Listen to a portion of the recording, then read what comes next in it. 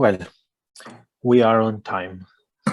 So thank you everyone once again for joining the Geometry and Topology session of CIMAC. This time I'm introducing Professor Marcos Jardim from the University of Campinas. Professor Jardim got his PhD at the University of Oxford in 1999 under the supervision of Simon Donaldson and Nigel Hitchen. He has been a professor of mathematics at the University of Campinas since 2004 and works on algebraic geometry with a focus on properties of sheaves on projective varieties under moduli spaces. Professor Jardim is going to talk to us about distributions and foliations on three-dimensional algebraic varieties. Thank you very much, Professor Jardim. Go ahead, please. Thanks, Alberto, for the introduction. Let me also thank the organizers, especially Ronald, for the invitation and the opportunity to give this talk. Like André said yesterday, it would be much better to be in Costa Rica, but maybe sometime in the next few years. We hope to 2024, yeah. Yeah, that'll be great. That'll be great.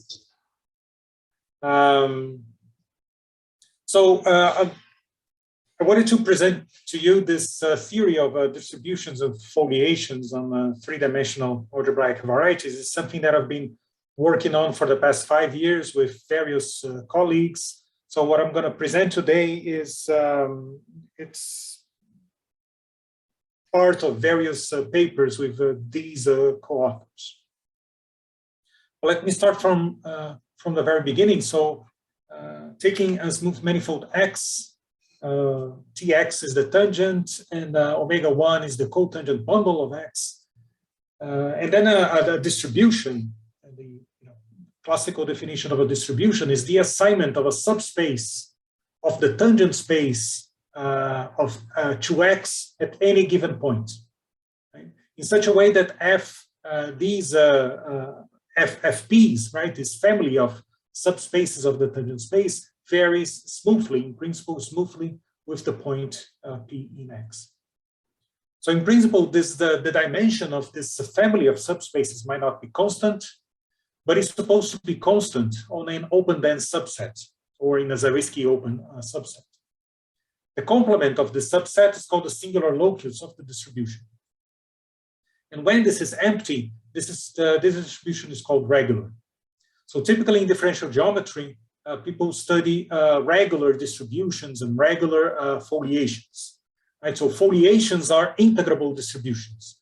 And this integrability is in the sense of Frobenius. So the sections of this subbundle F of the tangent bundle are closed under the Lie brackets. So sections of this F are vector fields that are always always lie in this in the distribution, and then this is closed under Lie brackets.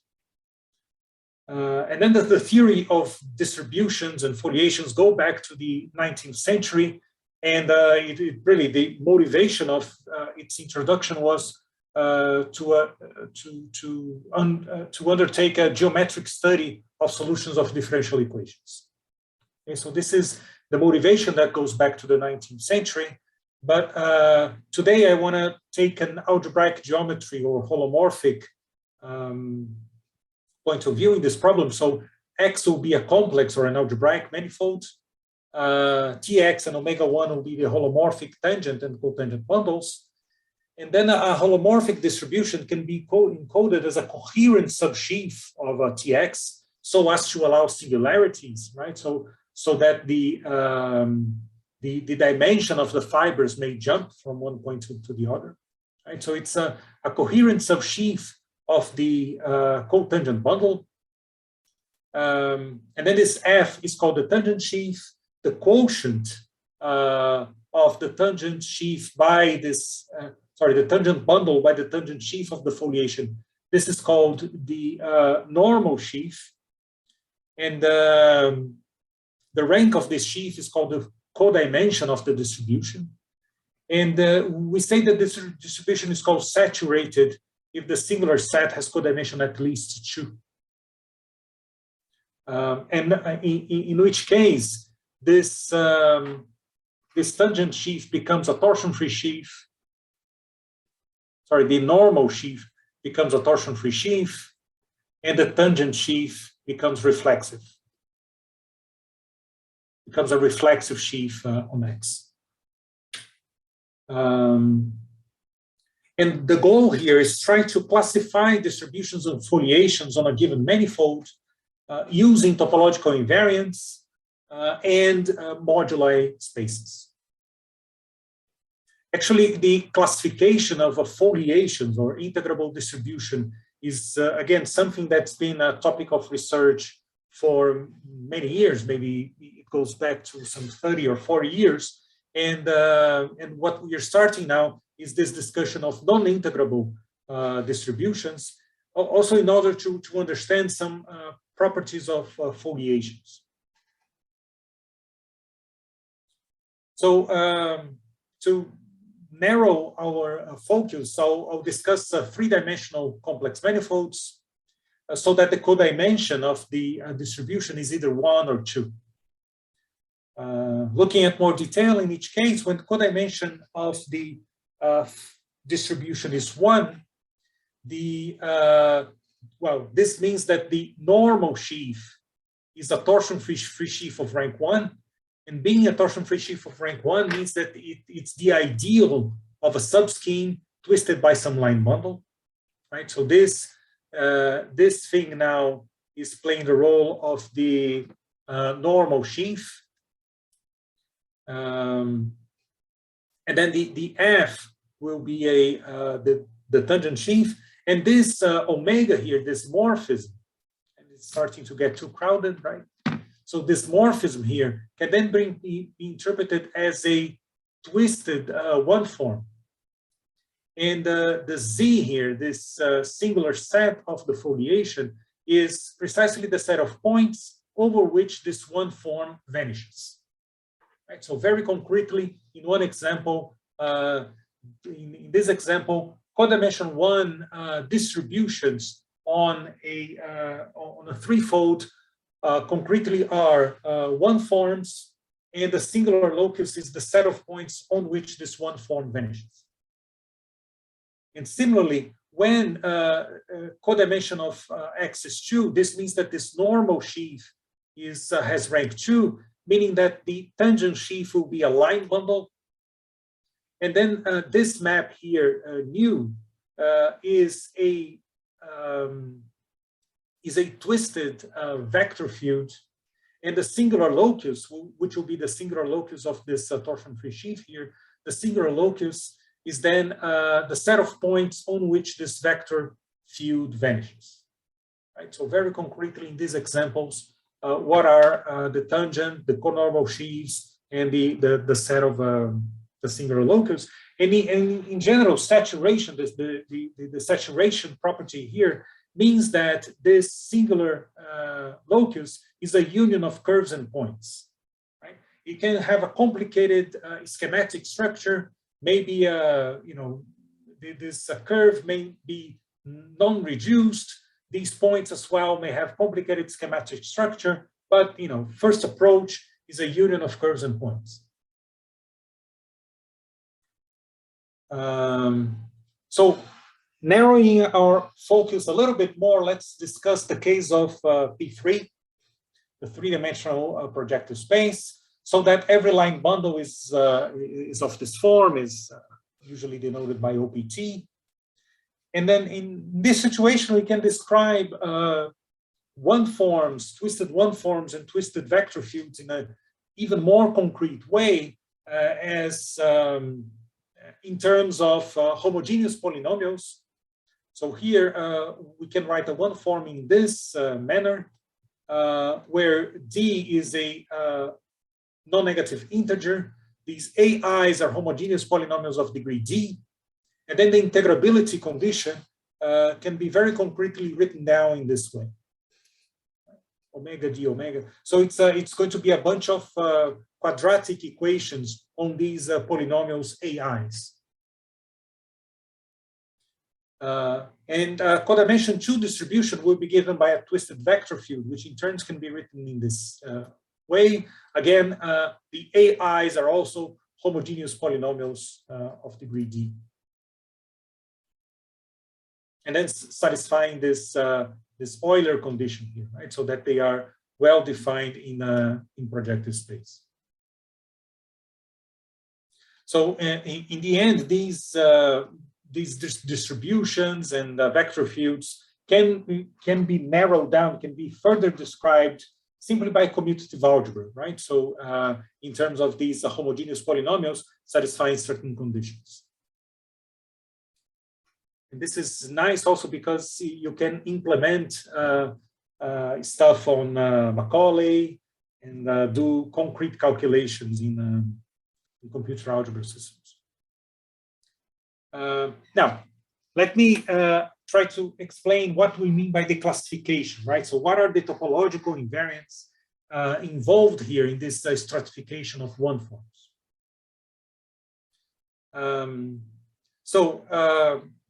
Any codimension 1 distribution is induced by a twisted one form and vice versa. So in principle, the set of all distributions is just the set of all twisted one forms. Now, there is a relation between the Chern classes of the tangent sheaf and the numerical invariants of the singular set. So I'm simplifying things a little bit here to describe the singular set as a union of curves of a curve. So this C here is a curve. It may have various connected or irreducible components, can be a complicated curve. And this U here is the collection of points, isolated points appearing here in this singular set. And these are the formulas that relate the Chern classes of the tangent sheaf with the topological invariants of this one-dimensional scheme.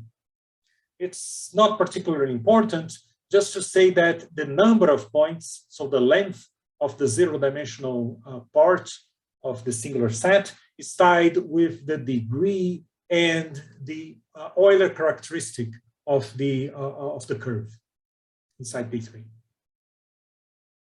So, concretely, from the point of view of the singular set, what you need to determine is the degree and the Euler characteristic of the curve. So there are essentially two ways of describing. Well, you can put the following stratification of this affine space of all twisted forms. Here I'm writing here this set here to indicate the saturated one forms. The unsaturated one forms is just a closed Zariski closed subset. So this is an open subset of this affine space of one forms, and this can be broken down in the following strata, classified according with the second Chern class and third Chern classes of the kernel of this omega, regarded as a morphism in this way, from the tangent bundle to OX.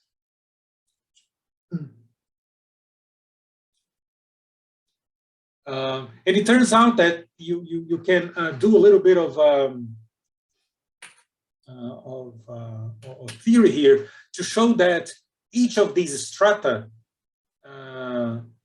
so each of these strata here, I'm gonna call this for the degree, and then invariants A and B. And this is a moduli scheme. This is a locally closed subset of Pn, right? Of a large projective space.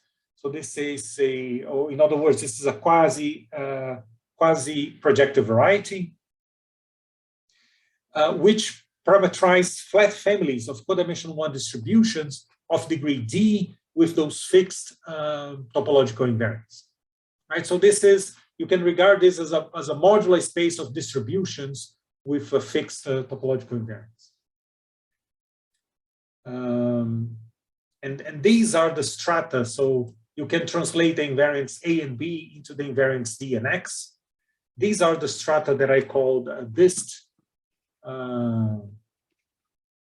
D, A, and B.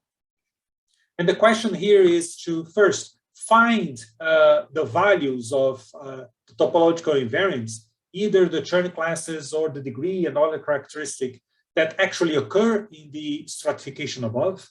Right? It turns out that not all topological invariants do occur in the stratification.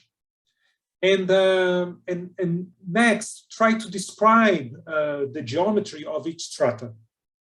Dimension, irreducibility, rationality, and even, this is something that I haven't tried yet, but the degree of these sub-varieties inside the projectivization of the space of all one forms. So this is the topological / geometrical challenge here. What I call the classification problem for the distributions. Let me then present some of the results already obtained in this direction. First, the classification for degree 0. So what I call degree here is this invariant D. So this is what is called the degree of the distribution or the foliation. For degree 0, this is actually a classical result known by Jean Leloup since the late 1970s. And there are actually just 2 strata. This is the open strata, or also called generic distributions, in which the tangent sheaf is the no correlation bundle. This is very well-known bundle for people that study vector bundles on projective spaces. Let me not get into its definition today, but it's a very well-known, very well-studied vector bundle on projective spaces, and the singular locus is just empty. So this is the open stratum, and then there is only one closed stratum for which the tangent bundle splits as a sum of these 2 line bundles, and the singular locus is just a line. Okay. And the first set of distributions, they are always integrable, and the second set of distributions never are integrable. Right? So the picture for degree 0 is very concrete and has been known for a while. Now, one step that we managed to do is make a complete classification of codimension 1 distributions of degree 1, which is the next case. There's always an open strata here for which the Sing1 here, what I call Sing1. Sing1 is the one-dimensional part, is the union of all the one-dimensional components of the singular set. So there's always an open strata for which Sing1 is empty, and this strata is actually just an open subset in the projectivization of omega 0, of the space of sections of omega twisted by 3 in this case, right? So here degree is 1, so 1 plus 2 is 3. So that's this 3 here. So this is the open strata, and we're going to have another 3 closed strata. In one of them, Sing1 is a line. The other, the singular set is a conic. Well, the singular set is a line plus 2 points. The other one is a conic plus 1 point. And finally, the singular locus can also be a twisted cubic. Twisted cubic with no isolated points. Now, there are 2 families of foliations that are well described in the literature, so-called rational and logarithmic foliations. Just to give a little hint, the rational, so-called rational foliations, they are the set of 1 forms that can be written more or less in this way: FDG minus GDF, where here F and G are homogeneous polynomials of degree 1 and degree 2 respectively. Right? So this is a particularly easy class of one forms, so-called rational one forms, and the logarithmic one forms are generalization for this, that instead of considering 2 functions, you consider, in this case, 3 functions, but it's not particularly relevant. So what I'm just trying to say that the foliations, the integrable distributions, are contained in these 2 strata that I marked in red here. Right? So they are actually proper closed subsets inside the set of all distributions.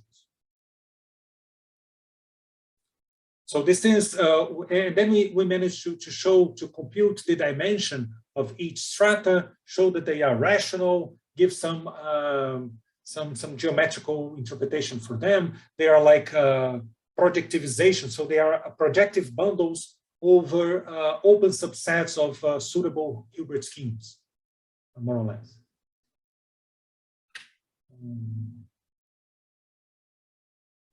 Okay. Now, the next step, which is the classification of codimension 1 distributions of degree 2, and then the only purpose of this immense table is to illustrate that the classification becomes crazy, right? So right now, if I remember correctly, are 19 or 20 different strata. There's a whole lot of a whole zoo of different bundles and reflexive sheaves that appear here as tangent sheaves.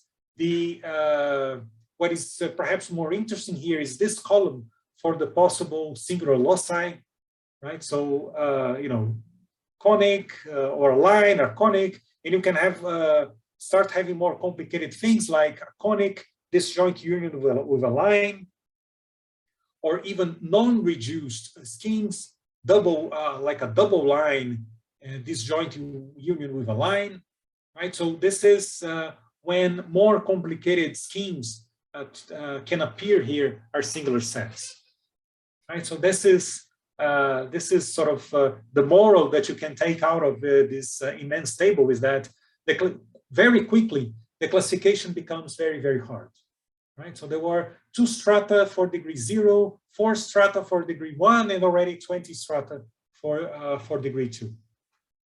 And for degree 3, we started a classification, and there are something like 50 possible cases. Not all of these 50 possible cases actually occur. We are still narrowing them down to see, but easily it's going to be a very large number of strata as well for degree 3. Okay. So the moral here is that the classification quickly becomes very hard. It is, another, I think, which is very nice lesson that I extracted from doing this study, is this nice interplay between the study of plane curves or space curves, one-dimensional schemes inside P3, and moduli spaces of sheaves on P3, right? So, and then for the difficulty of translating this study for more general threefolds, is that because typically we know a lot less about one-dimensional schemes and moduli of sheaves on more complicated threefolds. So since time is limited, let me jump a couple of slides. So this is a slide in which we try to compare the classification of foliations of degree 2 that was done by Cerveau and Lins Neto in, I can't remember when now, maybe the 80s or 90s. So there is a very well-known classical result, very well known among people that study holomorphic foliation, right? But Cerveau and Lins Neto managed to do a classification of codimension 1 foliations of degree 2 on projective space. And this table here gives how the Cerveau-Lins Neto classification matches ours. Except that this match is only genetic. because the families of rational, logarithmic, and exceptional and pullback foliations, the various families of foliations that Cerveau and Misneto described, are not flat families. And our moduli spaces are flat families. So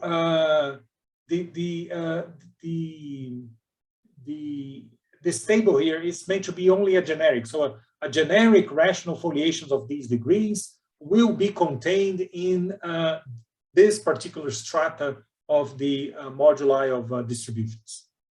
Right? So this is another novelty here in the theory, that we are doing flat classification as opposed to previously the foliation, that the people in foliation theory, holomorphic foliation theory, were doing something that is not a flat family of so their spaces are not what would be usually called a moduli space in algebraic geometry. Now, for as I said, for higher degree, the classification becomes a lot more challenging. But a few things you can try to do is, well, the topological invariants, the A and B, that I recall here, how they are defined. Topological invariants always lie in this particular intervals. The upper bounds are attained by particular family of distributions, so-called generic distributions. So a distribution is called generic when the singular set contains only points, and these no one-dimensional component, and these generic distributions form the open strata. Right. So there's always this open strata which is responsible for the upper bounds in these two intervals. And the lower bounds are also attained for this particular family of foliations, so-called linear pullbacks. So a linear pullback is something like this. You make a projection from P2, from P3 to P2. And then here you take a foliation on P2 and you pull back, right? And this is actually just a rational map, right? And then the singular set will be a singular part of this rational map here. The set of points over which the rational map is not defined. So a one form here will vanish along points. So the fibers of these points will be a bunch of lines, and that's why this is called the linear pullback. Okay, and then the other lesson is that not all values in this interval actually occur. There are further techniques to restrict what values are actually possible.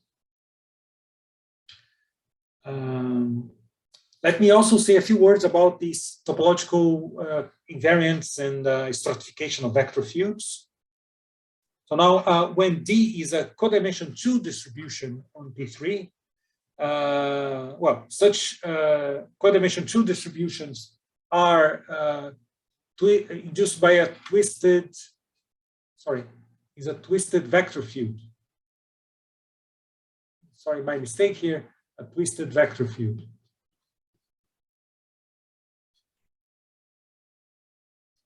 And such distributions are always integrable, and they are called foliations by curves. They are always integrable because as I mentioned here,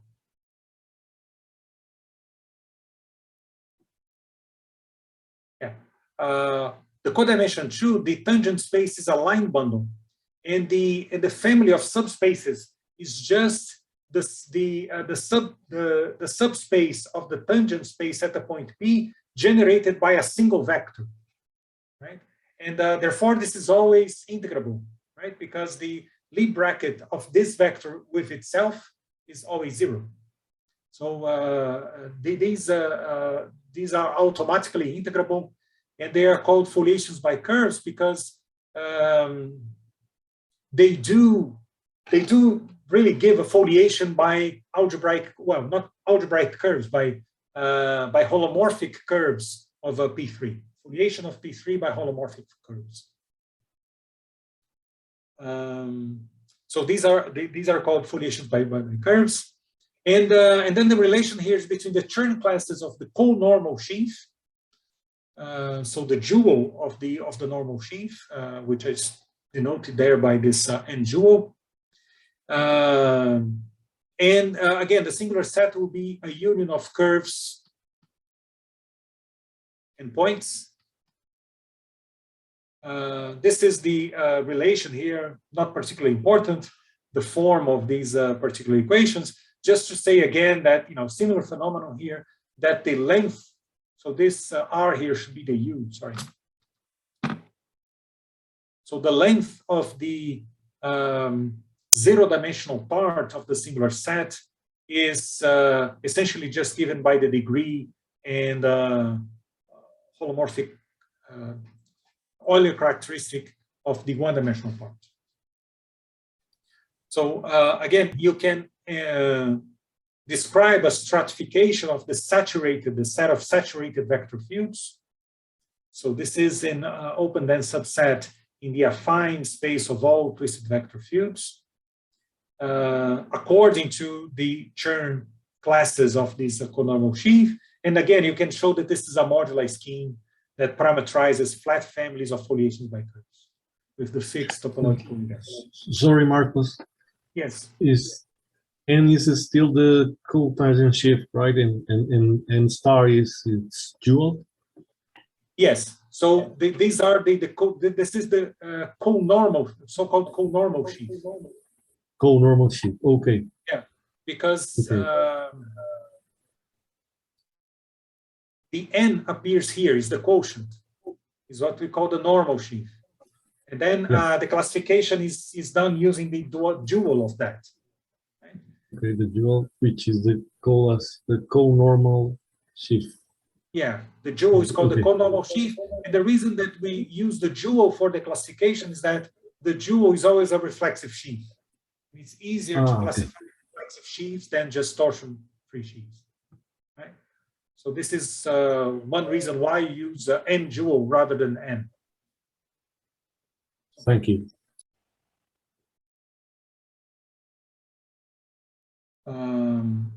Yeah, so these are moduli schemes. They parameterize flat families of these foliation by curves. Now, you can repeat the same classification problem. Find out all the values for the topological invariants that do occur in the stratification and try to describe the geometry of each stratum. And this is something that we've known a lot less, right? For instance, again, the understanding, the classification of foliation by curves of degree 0 is very easy, because the singular set is always only a single point, and the Chern classes of the conormal sheaf are always these ones, right? So there's not much going on for degree 0. For degree 1, there is already 3 different strata. Again, there's always the open strata.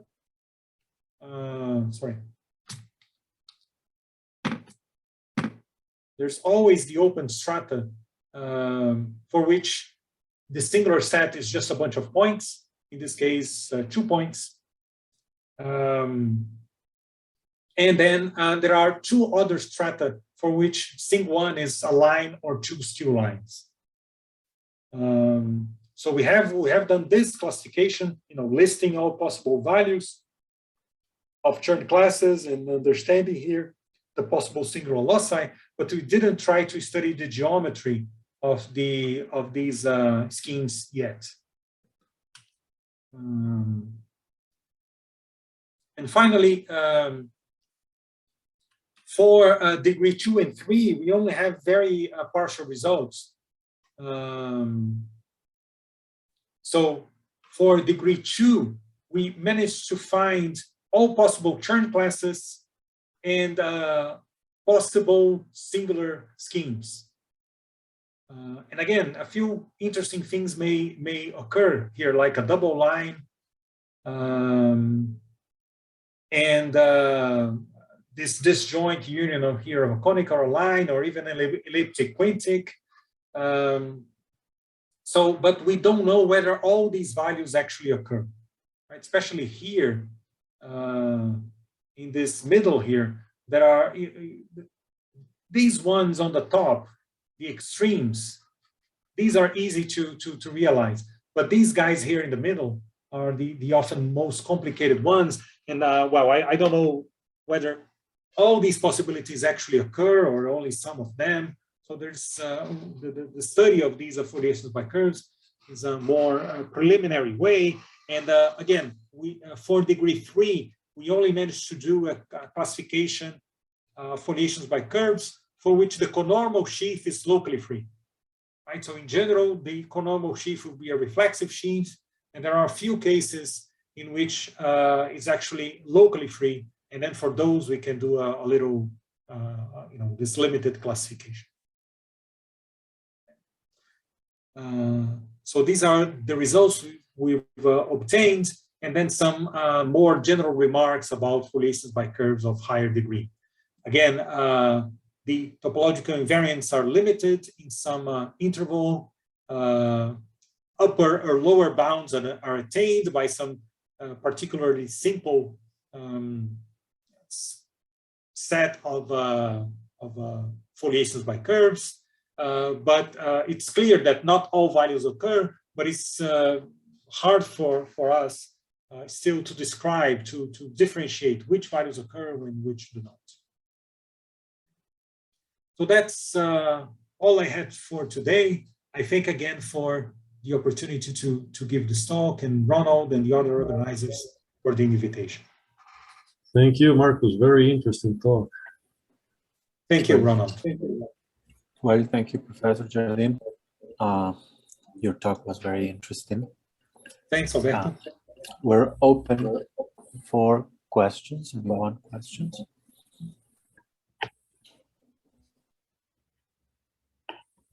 I may have one. Okay, go ahead. Please go ahead. Maybe it's very general, but is there, Marcus, any stability notion in these modular spaces? Is there any notion of stability you can attach to these kind of constructions?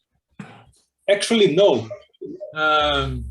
It turns out, so this is something that I searched for in the beginning, right? So if that there are some stable foliations and unstable foliations, the answer is no. The modular space is a fine modular space. You have a universal foliation, and you can take all the foliations.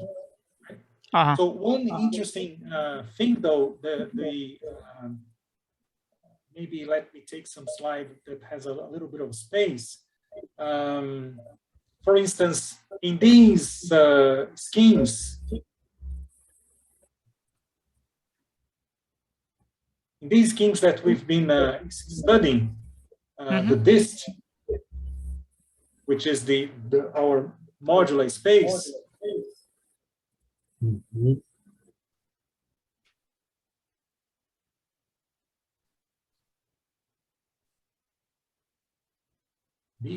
there are two maps one can consider. One is because distribution, you can think of a section, a short exact sequence like this, and the ideal sheaf twisted. So there are two maps. One is forget everything and keep just the bundle, right? Just a sheaf. So this gives you, and if this sheaf is a stable sheaf, you can consider a map into the modular space of stable sheaves.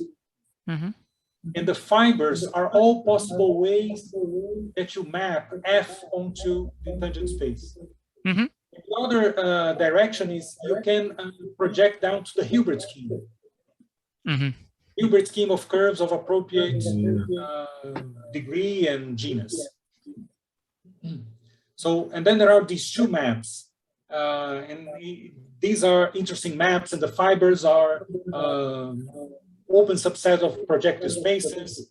But this is one instance in which the stability of F is relevant, because it's only when the stability of F is relevant that you can consider this map here to the modular scheme. I see. Thank you. Okay, thank you, you. Professor. So anyone else with questions? I was wondering also about the stability, but yeah. Thank you once again, Marcos. So Thanks, Ronald. let's give a clap to Professor Jardim. Thank you. Thank you very much. And we will see you tomorrow then at 9 a.m. 9 a.m. Yes. UTC -6. UTC -6. Yes. Thank you, Yes. everyone. Thank you, everybody. Thanks, everyone. you. See you guys tomorrow. See you tomorrow. Have a good day. Thank Bye-bye, you. you guys. Hello.